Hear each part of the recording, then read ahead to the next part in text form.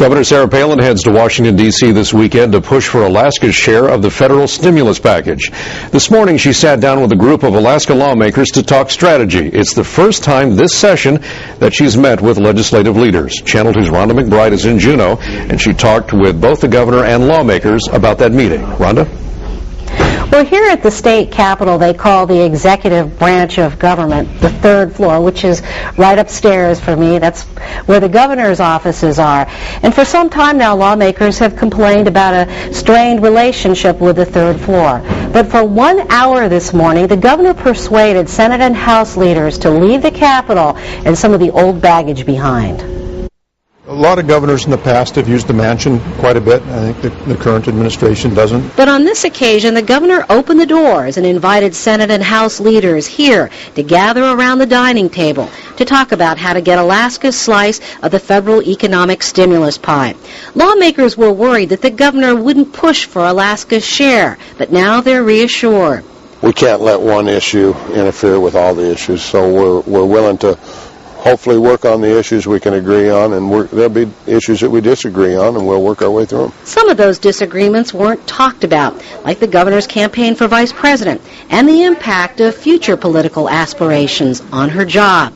The governor said there's no need to raise the subject. I'm Alaska's governor, and that is first and foremost. The other things that are on the periphery, if there's any participation that is requested of me, I would only do so if it's in Alaska's best interest. What we did was not unprecedented, and it was not a challenge to the legislature's ability to investigate. On another front, bad feelings linger. Who do you work for? Because it didn't feel to me that you were working for Alaskans.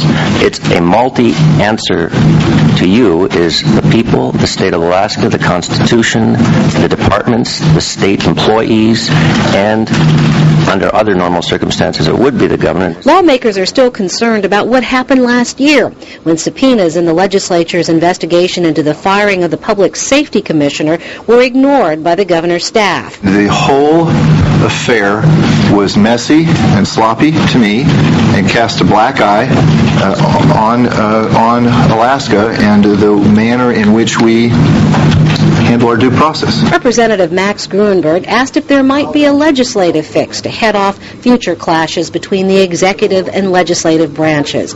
The Attorney General said this might help. But as for the lingering animosities, it's clear that both the legislature and the governor have a lot of work ahead. House Judiciary Committees say that the purpose of today's hearing was not to open up old wounds, but to protect the power of the legislature to issue subpoenas. Now, the Attorney General says that, that was never his intention, that he just questioned the credibility of those subpoenas. Rhonda, did lawmakers discuss Troopergate this morning during their meeting with the governor? No, they did not. And they said that really their main focus is on that federal stimulus package because it could be worth more than $1 billion to Alaska. And some of the things that they want to make sure don't happen is, for example, any federal roadblocks with education because they don't want Alaska to be penalized for forward funding education. And they also want to make sure that there's a flexible time frame for some of these federal funded projects. Alaska, for example, has extreme geography, and we have to barge materials up, and so the federal rules have to accommodate us for those things. Okay, Rhonda, thanks a lot. Channel 2's Rhonda McBride reporting live from the state capitol tonight. Well, last year's so-called Troopergate investigation is the subject of our nightly web poll. The question is, should the legislature pursue punishment for ignoring